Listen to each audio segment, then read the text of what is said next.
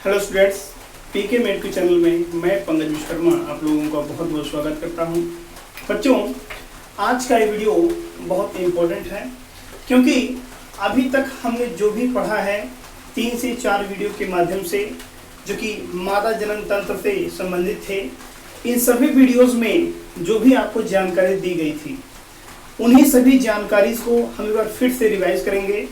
और इसके साथ साथ उस वीडियो में जो भी चीज़ें आपको बताई गई थी, जिन भी अंगों के बारे में, जिन भी उपांगों के बारे में आपको बताया गया था डिटेल में, उनके फंक्शंस के बारे में हम लोग आज इस वीडियो के माध्यम से स्टडी करने वाले हैं।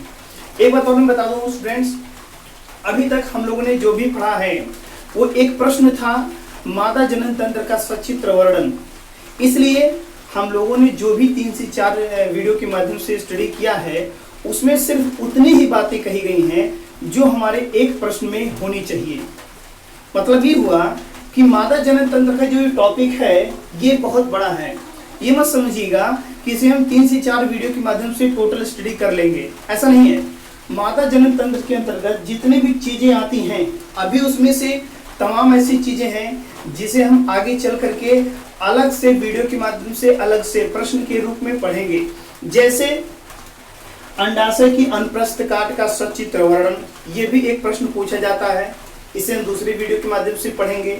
इसके अलावा ये जो आप गर्भाशय का टॉपिक देख रहे हैं, जिसे हमने भी पिछले वीडियो में पढ़ा था, ये गर्भाशय जितना आपको छोटा सा दिख रहा है ऐसे एक्चुअली ऐसे है नहीं है, क्योंकि इसके अंतर्गत अभी तमाम चीजें बची हुई हैं।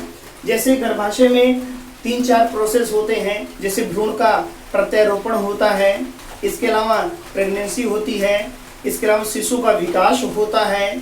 ऐसे तमाम टॉपिक्स हैं, तमाम चीजें हैं जिसे हम लोग एक नए वीडियो और नए प्रश्न के रूप में स्टडी करेंगे अगले वीडियो के माध्यम से। अभी के लिए जितना आपको पढ़ाया गया है 3 से 4 वीडियो के माध्यम से, उसमें सिर्फ हमने इसी बात पर फोकस किया है, किसके ऊपर? मादा जनन तंत्र का सचित्र वर्णन। याद रखिएगा, जितना बताया गया आप उतना लिखेंगे, ठीक है। तमाम टॉपिक्स अभी बचे हुए हैं जिसे हम एक नए वीडियो और एक नए प्रश्न के रूप में पढ़ेंगे। चलिए थोड़ा सा बता दिया जाए कौन कौन से प्रश्न भी बाकी हैं आपके इस डायग्राम से और मादा जनन तंत्र से। जैसे क्या है, ध्यान दीजिएगा, हमें अभी क्या पढ़ना है, इस गर्भाशय के टॉपिक से अभी हमें क्या पढ़ना है वो भी देख लेते हैं। ये भी अभी हमें गर्भधारण, ठीक है, गर्भ धारण यानी कि प्रेगनेंसी के बारे में पढ़ना है। इसके अलावा इसमें हमें भी भ्रूण का प्रत्यारोपण, ठीक है, इसके अलावा भी हमें भ्रूण का विकास, ठीक है, इसके अलावा भी हमें आर्तोचक्र जिसे हम लोग मेंस्ट्रुअल साइकिल के नाम से भी जानते हैं, ठीक है। इसके अलावा अभी हमें प्रसव, ठीक है, जिसे हम डिलीवरी कहते हैं। तो ऐसे तमाम टॉपिक्स अभी बचे हुए हैं। इसी गर्भाशय से संबंधित इतने टॉपिक, इसी बात से संबंधित अभी इतने हेडिंग बनेंगे, ये सभी नए प्रश्न के रूप में आपसे पूछे जाएंगे। याद रखिएगा, कभी भी आपसे इस प्रश्न में मादा जनन तंत्र में गर्भधारण, भ्रूण का प्रत्यारोपण, भ्रूण का विकास, आर्तोचक्र, प्रसव, ये सारी चीजें इस प्रश्न के रूप में नहीं पूछी जाएंगी। इसलिए मैंने इन तमाम चीजों का जो है जिक्र इस प्रश्न में नहीं किया है अपने पिछले 3 से 4 वीडियो के अंतर्गत। याद रखिएगा, याद रखिए, जो भी स्टूडेंट्स अभी कंफ्यूज्ड हैं कि सर आपने थोड़ा सा ये बताया वो बताया, जो भी कुछ है, तो लोग ध्यान दें कि ये सारे टॉपिक हम लोग पढ़ेंगे, नया प्रश्न होगा, ठीक है। गर्भधारण किसे कहते हैं, भ्रूण का प्रत्यारोपण कैसे होता है, क्या होता है, भ्रूण का विकास कैसे होता है, इसके विभिन्न चरणों के बारे में बताइए, आर्तोचक्र क्या है, ठीक है, प्रसव क्या है, इसकी कितनी अवस्थाएं होती हैं। ऐसे तमाम प्रश्न बनेंगे इसी बिंदु से जिसका नाम है गर्भाशय यानी यूटेरस। तो अभी हम लोग आगे पढ़ने वाले हैं, तो चलिए एक बार मैं फिर से रिवाइज कर दूं। जितने भी हेडिंग्स हमने पढ़ा है मादा जनन तंत्र का सचित्र वर्णन, ठीक है, एक बार फिर से मैं रिवाइज करूंगा और सभी हेडिंग्स के कौन कौन से फंक्शन है, खासतौर पर मैं फंक्शन के बारे में ही डिस्कस करने वाला हूँ आज इस वीडियो के माध्यम से। बाकी डिटेल मैंने पिछले 3-4 वीडियो के थ्रू बता दिया था। चलिए देर ना करते हुए हम एक बार फोकस करते हैं जितनी चीजें हमने अभी तक स्टडी किया है। हमने बताया था मादा जनन तंत्र का संक्षिप्त वर्णन में बताए थे कि मादा जनन तंत्र किसे कहते हैं। खास तौर पे फीमेल बॉडी में, स्त्रियों में तमाम अंग उपांग होते हैं जो कि जनन प्रक्रिया में सहायता करते हैं। याद रखिएगा, स्त्रियों में तमाम अंग अथवा उपांग एक साथ मिल करके जनन प्रक्रिया में सहायता करते हैं और ये सभी अंग उपांगों के जो समूह हैं वो मादा जनन तंत्र के नाम से जाने जाते हैं या मादा जनन तंत्र कहलाते हैं। ठीक है, ये परिभाषा बताई गई थी। ओके, यानी कि मादा में, फीमेल्स में ऐसे तमाम अंग उपांग पाए जाते हैं जो जनन प्रक्रिया में सहायता करते हैं। इन्हीं के समूह को मादा जनन तंत्र कहते हैं। और इन अंगोपांगों को प्रायः 2 भागों में बांटा जाता है। एक आपका था क्या, प्राथमिक जननांग, ठीक है, यानी कि आपका प्राइमरी सेक्स ऑर्गन, हमने इसके बारे में बताया था। और हमने इसके बारे में ये भी देखा था कि प्राइमरी सेक्स ऑर्गन क्या होता है।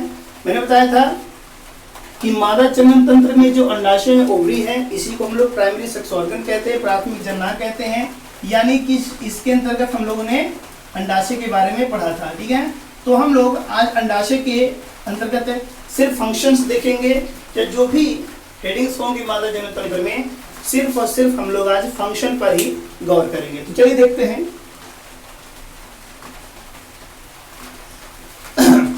अंडाशय के कार्य मैंने बताया था 2 कार्य। पहला क्या होता है, द्वितीयक अंड कोशिका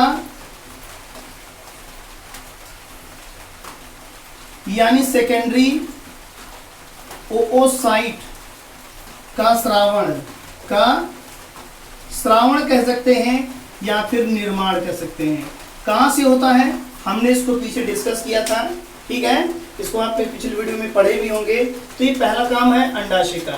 ठीक है, अंडाशय का पहला फंक्शन क्या है, ये द्वितीयक अंड कोशिका का निर्माण करता है अथवा श्रावण करता है। दूसरा मैंने बताया था कि अंडाशय के द्वारा मादा हार्मोन स्रावित होते हैं। कौन चीज है, मादा हार्मोन। 2 हार्मोन स्रावित होते हैं। ठीक है, एक आपका होता है एस्ट्रोजन और दूसरा होता है प्रोजेस्टेरॉन। ठीक है, ध्यान दीजिएगा। अंडाणु का श्रावण अंडाशय के अंदर जो मादा जनन कोशिकाएं होती हैं उनके द्वारा होता है। पिछले वीडियो में आपने इसको देखा होगा, फिर से देख लीजिएगा। जिन लोगों ने नहीं देखा होगा वो जाकर के फिर से पिछले वीडियो देख लेंगे। इसके अलावा अंडाशय के अंदर जो कार्पस लुटियम की परत होती है उसके द्वारा 2 हार्मोन स्रावित होते हैं। एक होता है एस्ट्रोजन, दूसरा होता है प्रोजेस्टेरॉन। एस्ट्रोजन का काम मैंने बताया था कि ये भ्रूण के विकास में, प्रेगनेंसी में, खासतौर पर भ्रूण के विकास में, और इसके अलावा जो है मादा के जो गौण लैंगिक लक्षण होते हैं उनके विकास में हेल्प करता है। प्रोजेस्टेरॉन प्रेगनेंसी के साथ साथ भ्रूण के डेवलपमेंट, उसके विकास में भी हेल्प करता है। अच्छा, इसके अलावा हमने दूसरा पढ़ा था द्वितीयक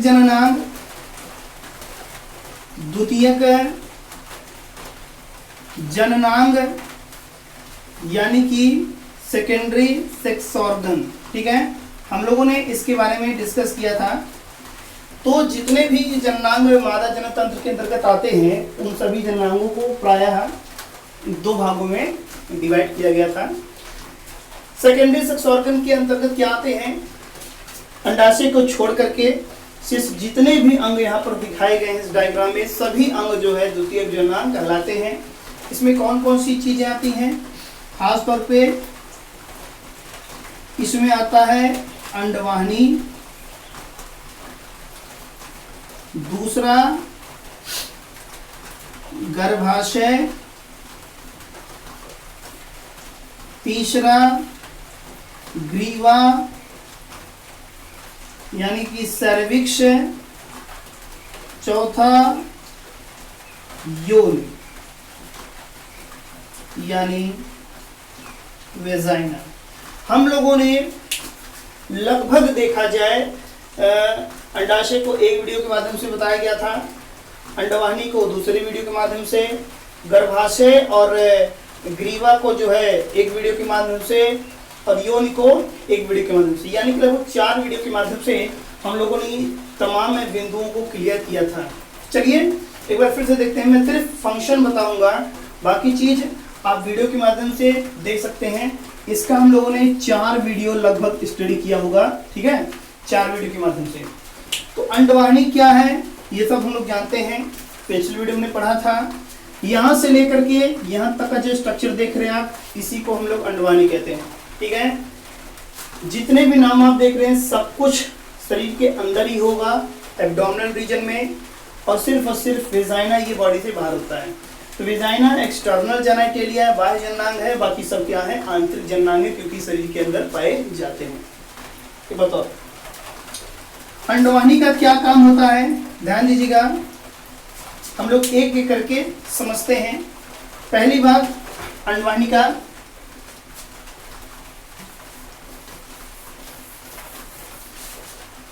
तो पहला पॉइंट क्या है इसमें, जैसा कि बताया गया था कि ओवरी के द्वारा 14th जो डेज होता है, 14वां दिन मेंस्ट्रुअल साइकिल का, उसी दिन एक एग रिलीज होता है, और इसको कौन कैप्चर करता है, यहाँ से लेकर के यहाँ तक जो लंबी पाइप है, इसी पाइप के द्वारा उसको कैप्चर किया जाता है, ग्रहण किया जाता है।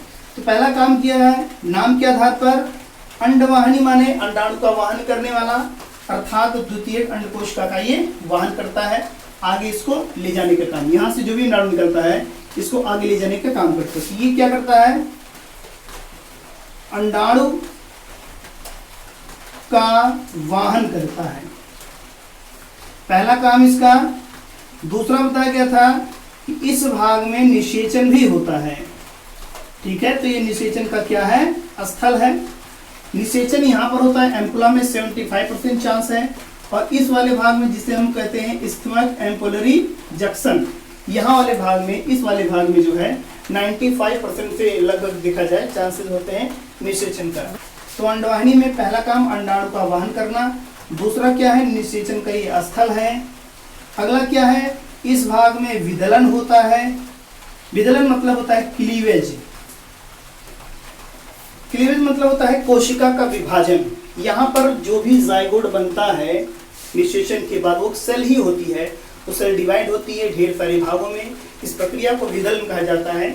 हम लोग निषेचन पढ़ चुके हैं, विदलन नहीं पढ़े हैं, ठीक है। विदलन का टॉपिक हम लोग आगे देखेंगे जब भ्रूण का विकास, ये हेडिंग बनेगा, तो उसी में भ्रूण के विकास में हम लोग विदलन भी पढ़ेंगे, और विदलन के आगे तमाम हेडिंग्स भी होंगी, उनको भी क्लियर करेंगे। चलिए आगे देखते हैं।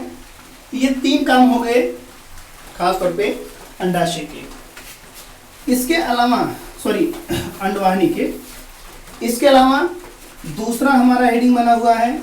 पहला क्या था, अंडवाहिनी, जिसे हम लोग डिंबवाहिनी भी कहते हैं। दूसरा हेडिंग हमारा इसमें है द्वितीयक जननांग में, ये चीज गर्भाशय, ठीक है, गर्भाशय यानी कि यूटेरस। ध्यान दीजिएगा, यहाँ से लेकर के यहाँ तक का जो पूरा डायग्राम आप देख रहे हैं, इसी की बात कर रहे हैं, गर्भाशय। ये देखने में भला ही छोटा टॉपिक लग रहा हो, लेकिन बहुत बड़ा टॉपिक है, क्योंकि इस एरिया में बहुत से काम होते हैं। हम लोगों ने ये भी पढ़ा था कि गर्भाशय लंबाई चौड़ाई लोकेशन सब कुछ पढ़े थे।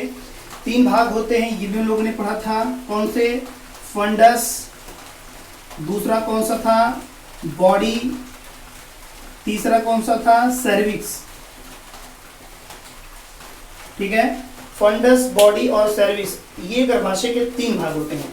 ये अपर पार्ट जो होता है ये फंडस होता है, यहाँ से लेकर के यहाँ तक का जो भाग होता है इसको हम बॉडी बोलते हैं, यहाँ से लेकर के यहाँ तक का जो भाग होता है, इतना भाग, इसे हम सर्विक्स कहते हैं। ये सारी बातें क्लियर हो चुकी थी। फंडस प्रोसेस क्या है, फंडस का क्या काम होता है, फंडस का ध्यान दीजिएगा। देखिए मैंने बताया था कि जब निषेचन हो जाता है तो विदलन होने के बाद जो भ्रूण बनता है, वो भ्रूण धीरे धीरे ऐसे आ करके इस एरिया में आता है, इस गर्भाशय के अंदर आता है। गर्भाशय का जो अंदर का एरिया होता है वो खाली होता है, खोखला होता है, जिसे हम गर्भाशय गुहा कहते हैं, यानी यूटेरस कैविटी कहते हैं, खोखला स्थान होता है। तो इसी में भ्रूण आता है। भ्रूण आ करके ये भ्रूण ऐसे आएगा राउंडेड स्ट्रक्चर, ये यहाँ भी चिपक सकता है, इस लोकेशन से भी इधर भी चिपक सकता है। ठीक है, तो जिधर चिपकेगा, मैं उधर की बात कर रहा हूँ, तो ये जिधर मान लीजिए अगर फंडस की तरफ चिपक रहा है तो इसके अंदर चिपकने के बाद ये फंडस इस दीवार में एक परत का फॉर्मेशन करता है। उस परत का नाम है क्या? प्लेसेंटा। तो याद रखिएगा प्लेसेंटा। हम लोग प्लेसेंटा को भी स्टडी करेंगे। एक नई वीडियो के माध्यम से अलग से प्रश्न बनेगा, अपरा या आंवल क्या है, इसका काम क्या है, ये सब पढ़ा जाएगा। मैं बता नहीं था कि अगर आपको लग रहा है कि ये छोटा सा टॉपिक है मादा जनन तंत्र, तो ये आपकी भूल है, बहुत बड़ा टॉपिक है। मान के चलिए जो चैप्टर आपका है, चैप्टर में आधे से ज्यादा लगभग इसी का टॉपिक है, मादा जनन तंत्र का ही टॉपिक है। आधा चैप्टर लगभग देखा जाए इसी का है। तो फंडस का हम जान गए। अगर भ्रूण इधर चिपक रहा है, ये एम्ब्रियो है, ये क्या है? एम्ब्रियो। अगर भ्रूण इधर चिपक रहा है तो फंडस जिस परत का निर्माण करेगा, ये परत, ये वाली परत, तो ये परत बनेगी क्या? इसे प्लेसेंटा कहेंगे। अच्छा, तो यहाँ पर देखा जाए प्लेसेंटा का फॉर्मेशन भी करता है। दूसरी बात, अगर भ्रूण चिपक गया तो भ्रूण का विकास, ठीक है, भ्रूण का विकास भी करेगा। ठीक है, तो भ्रूण का जो विकास है ये हम दूसरे हेडिंग में, दूसरे प्रश्न के रूप में, प्लेसेंटा भी दूसरे प्रश्न के रूप में पढ़ेंगे। अभी सिर्फ आप सिर्फ फंक्शन बता रहे हैं। ठीक है, अगली बात, भ्रूण का विकास अगर कह दिया जाए तो जाहिर सी बात है उसको सभी चीजों की सप्लाई भी करेगा। ठीक है, भोजन हो या जितनी भी आवश्यक चीजें हैं, आवश्यक तत्वों की सप्लाई, याद रखिएगा, जितनी भी चीजें जरूरी है भ्रूण को, इस भ्रूण को सभी चीजों को भेजेगा। यही फंडस की परत, जिसे क्या कहते हैं? प्लेसेंटा। जिधर भी बनेगा प्लेसेंटा, इधर भी बन सकता है, यहाँ भी बन सकता है, यहाँ भी बन सकता है, जैसे भ्रूण का विकास हो रहा है वैसे। चलिए, बॉडी क्या होती है हमने देखा था। फंडस जहाँ पर खत्म होता है, ये पूरा इतना भाग यहाँ से लेकर के यहाँ तक, फंडस के नीचे का और इस भाग के ऊपर का पूरा एरिया, ये पूरा एरिया जो है यूटेरस बॉडी कहलाता है। यूटेरस बॉडी ये गर्भाशय का सबसे लंबा चौड़ा एरिया है, सबसे बड़ा भाग होता है। ठीक है, सबसे बड़ा भाग होता है। और इसके अंदर का जो एरिया होता है वो खाली होता है, जिसे हम गर्भाशय गुहा कहते हैं। क्या कहते हैं? ठीक है, जो खाली भाग होता है उसे हम क्या कहते हैं? गर्भाशय गुहा कहते हैं। इसके अलावा मैंने बताया था कि बॉडी में जो है तीन, अगर देखेंगे बॉडी जो होती है ये एक मोटी सी परत द्वारा बनी होती है। ये मोटी सी परत है जिसे हम गर्भाशय की भित्ति कहते हैं। क्या कहते हैं? गर्भाशय भित्ति कहते हैं। ठीक है, भित्ति तीन परतों की बनी होती है।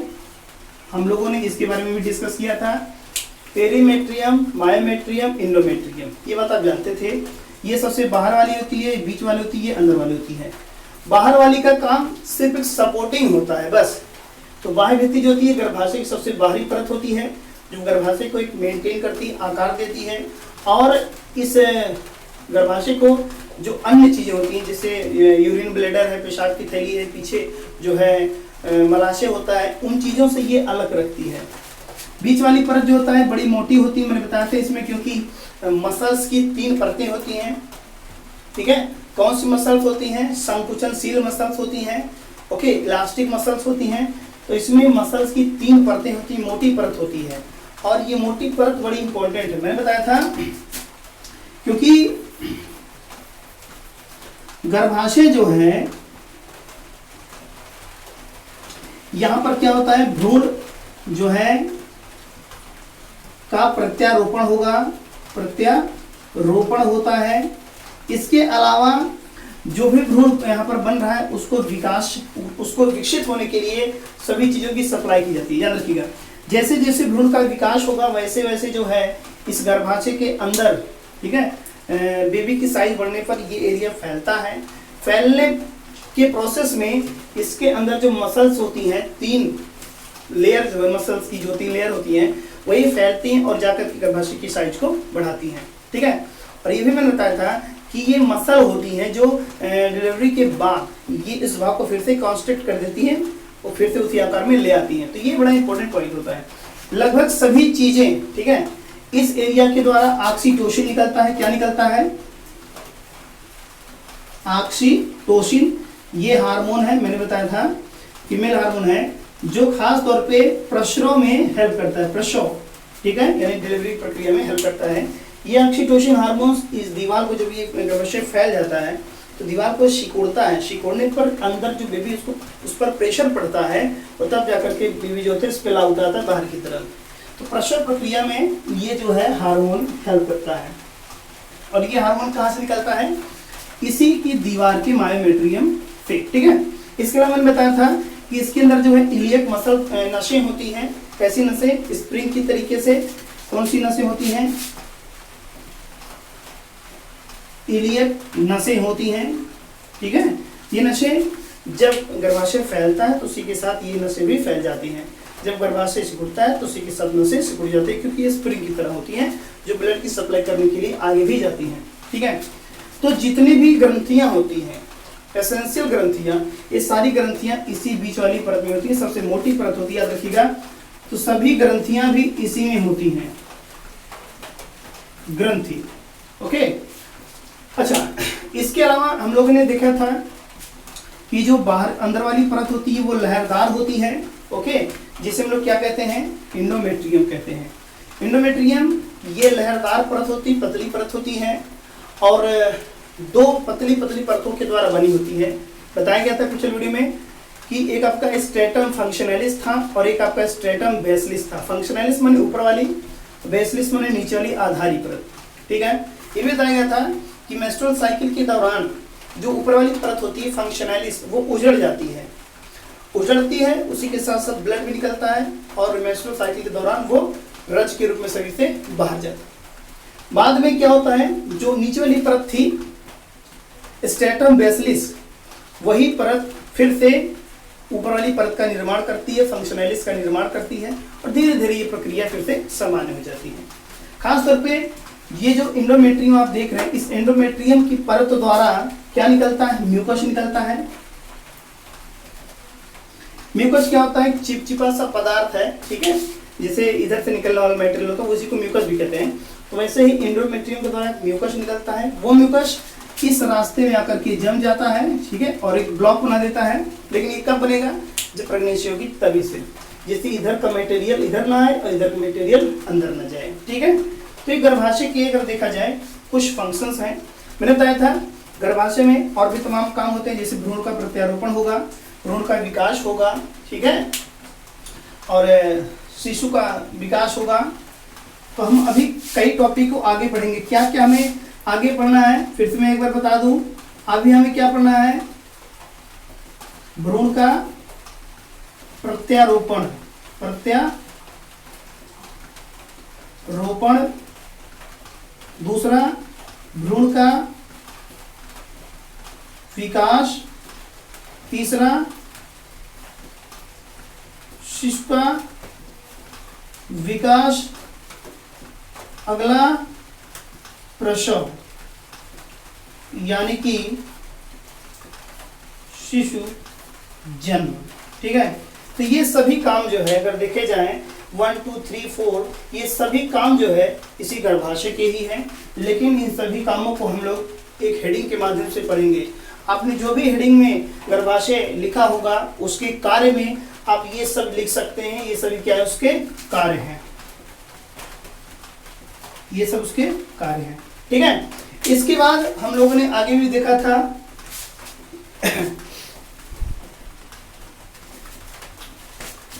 इसके बाद हम लोगों ने आगे देखा था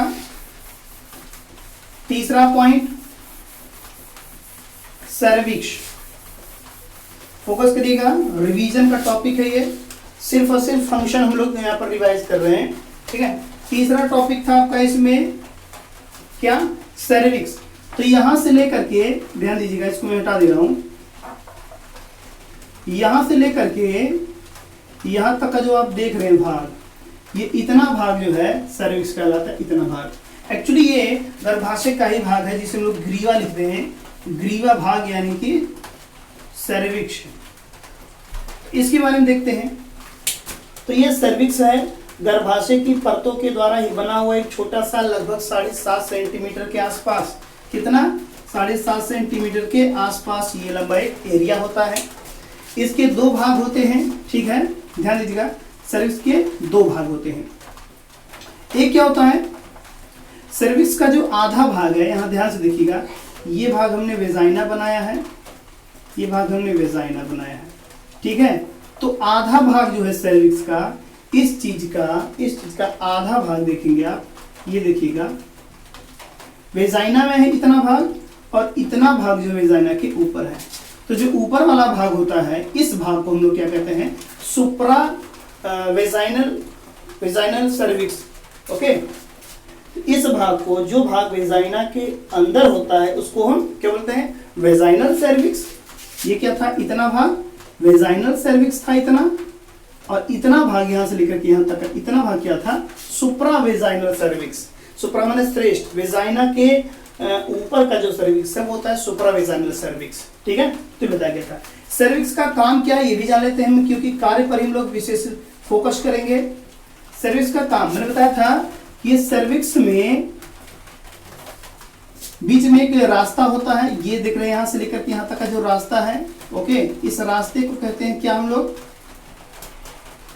सर्वाइकल कैनाल या सर्विक्स कैनाल कहते हैं। बीच में यहां से लेकर यहां तक एक रास्ता होता है, स्टार्टिंग में नैरो होता है, लास्ट में भी पतला होता है, बीच में हल्का सा ये चौड़ा होता है। तो इस रास्ते को हम सर्विक्स कैनाल बोलते हैं। इसकी लंबाई 7.5 सेंटीमीटर के आसपास होती है। इसमें दो ओपनिंग होती है, जो अंदर की तरफ ओपनिंग होती है उसे हम क्या कहते हैं, प्राइमरी ओस, ठीक है, फर्स्ट ओस कहते हैं। ओस मतलब ओपनिंग ऑफ सर्विक्स। और जो सेकेंड ओपनिंग होती है, इधर होती है खुला हुआ, इसको हम सेकेंड ओस बोलते हैं, यानी द्वितीयक जो है ओपनिंग ऑफ सर्विक्स कहते हैं। ये रास्ता है। ये रास्ता करता क्या है, उससे पहले जान लीजिए, इस सर्विक्स में ऐसे ऐसे मसल बनाए गए थे, पेशियां हैं, इन पेशियों को हम आर्बर मसल बोलते हैं। क्या कहते हैं, आर्बर वीटी मसल। ये पेशियां होती हैं। एक्चुअली जब शिशु का जन्म होता है, ठीक है, शिशु जन्म नाल के रूप में ध्यान दीजिएगा, जब शिशु का जन्म होता है तो शिशु जो होता है इसी रास्ते से बाहर आता है। फिर क्या होता है, तब इस रास्ते पर प्रेशर पड़ता है, जिससे ये अर्बर वेटरी मसल जो होती हैं फैल जाती हैं। फैलने से जो ये रास्ता है शिशु जन्म नाल, जिसमें मैंने लिखा है सर्विक्स कैनाल, इस रास्ते की ये चौड़ाई बढ़ जाती है, जिससे शिशु बाहर आता है। तो एक प्रकार से देखा जाए, ये जो रास्ता आप देख रहे हैं, ये शिशु जन्म नाल के रूप में कार्य करता है। तो शिशु जन्म में सहायक होता है, ऐसे लिख सकते हैं, शिशु जन्म में सहायक, ठीक है। ये इंपॉर्टेंट बात होती है। तो इसका एक ही काम होता है। दूसरी बात, हम लोगों ने इसके बारे में भी स्टडी किया था, वेजाइना के बारे में। ये चौथा हेडिंग है, वेजाइना। तो ये लास्ट हेडिंग था जिसे हम लोगों ने पिछले वीडियो के माध्यम से स्टडी किया था। इसके तमाम टॉपिक्स को आपको बताए गए थे। एक बात जान लीजिएगा, ये सर्विक्स है, ये वेजाइना का कोना है, इस कॉर्नर वाले एरिया को हम फॉर्निक्स कहते हैं। ये फॉर्निक्स कहलाता है, क्योंकि वेजाइना वाले डायग्राम में ये चीज क्लियर नहीं दिखाया गया था। तो याद रखिएगा, वेजाइना में जो कॉर्नर एरिया होता है, जहां पर सर्विक्स पाया जाता है, उस कॉर्नर वाले एरिया को हम क्या कहते हैं, फॉर्निक्स कहते हैं। ओके, बाकी फंक्शन बताया गया था वेजाइना का। ये सिर्फ किसमें, मैथुन क्रिया में सहायता करता है, क्रिया में सहायक, ठीक है। सिर्फ ये एक सहायक अंग है, मुख्य अंग नहीं कह सकते। ये एक सिर्फ हेल्पिंग ऑर्गन होता है, सहायक अंग होता है। जो ये जो आप देख रहे हैं, ये पूरा पार्ट कहलाता है वेजाइना, और अंदर का जो एरिया होता है इसको कहते हैं वेजाइनल कैनाल, ठीक है।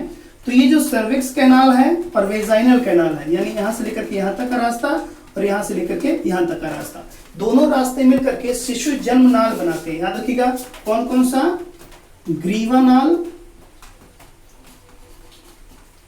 सर्विक्स कैनाल और plus vaginal canal, vaginal canal, ये दोनों मिल करके बनाते हैं शिशु जन्म नाल, यानी बर्थ कैनाल का फॉर्मेशन करते हैं। तो हम लोगों ने अभी सिर्फ फंक्शन पढ़ा है, याद रखिएगा। आप इतना जितना मैंने बताया है 4 वीडियो के माध्यम से और आज इस 5वें वीडियो के माध्यम से जितना मैंने बताया है, ये आप लिखेंगे मादा जनन तंत्र का सचित्र वर्णन इस प्रश्न के उत्तर में जब भी पूछा जाएगा, तो इतना ही लिखना है, इससे ज्यादा नहीं लिखना है, ठीक है। और बाकी जो चीजें हैं वो हम अगले वीडियो में पढ़ेंगे। अभी बहुत से टॉपिक ऐसे बचे हुए हैं जो मादा जनन तंत्र से ही संबंधित हैं।